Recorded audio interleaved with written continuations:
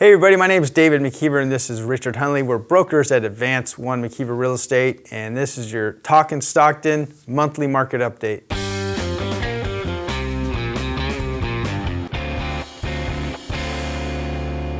And this market update is for Stockton, November 2019. And David, what do you have for us? All right, we have a lot of information for you. You know, if you're thinking about selling your home or buying your home in the near future, you should listen up and see how this may help and pertain to you. All right, so our first chart today is regarding the number of homes that went for sale, number of homes that went pending, and homes that sold last month. And each one of those categories fell last month. So as you can see on the chart, it dropped, for the new listings dropped to 515 homes went listing last month. The pendings really dropped. It went from 288 to 234. And this last dark green line here is the number of homes that sold, and that was 235 homes last month. This is a similar trend that we saw in 2018 in the same month of last year. If you look back on the chart, the exact same thing happened. We had a decline in new listings, we had a decline in the number of pending sales, and we had a decline in the number of homes that sold. So this wasn't really shocking. It happened last year, and here we are happening again. Yeah, this year's a little bit higher than last year, but the same trend. Yeah, the one thing I do want to point out on this chart is while the number of new listings dropped, they are significantly a lot less than they were this time last year. This time last year in November, we had 693 homes that came on the market. This year, just 515. So that means overall, there's just a lot less homes available for sale in Stockton. Yeah, which could lead to something in the near future. Yeah, so we have a couple more charts to share with you. The next one we'll have Richard go over.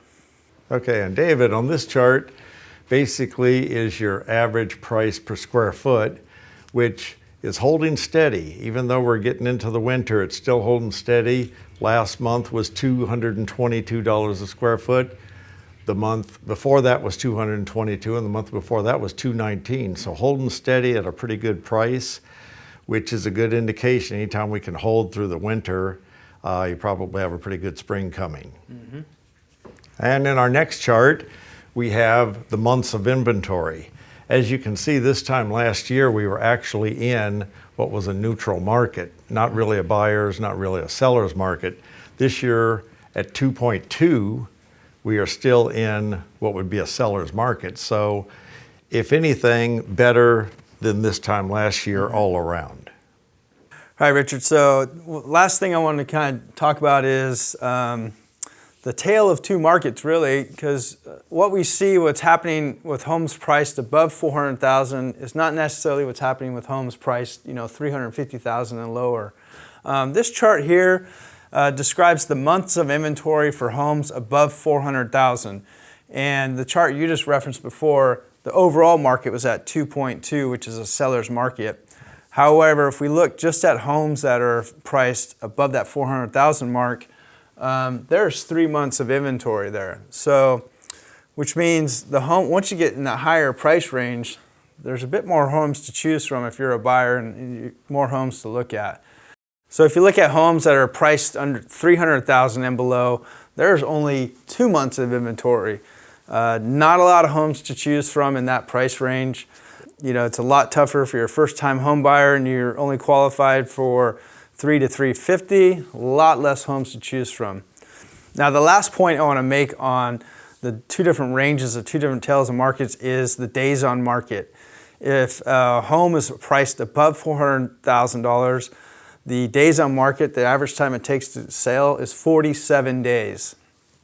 Versus if you have a home that's priced below $300,000, the average time to sell is just 36 days. Which compared to a lot of markets is still pretty low. Yeah, it is. Yeah. Why do you think it could be the case that it takes longer? Well, I think the higher end pricing is just because we have less buyers for that market. The average income for Stockton doesn't justify a $450,000 house. So without help from the Bay Area, we might not get many of those sold in the amount of time, and that's why it takes longer for those to sell. Yeah. And I think if you're if you're thinking about selling your home that's in the upper price range, you really have to take a good look at pricing and have a great pricing strategy to help get your home sold faster versus some of the others that are on the market. Yep, that's true. All right, so that concludes our monthly market update. Next month, we're going to do a 2019 year in review video. The whole year. We're going to look at where it started, where it finished, and hopefully we'll have some great news for all of you folks. Yep, thank you. Hey, thanks everybody for watching. Bye-bye.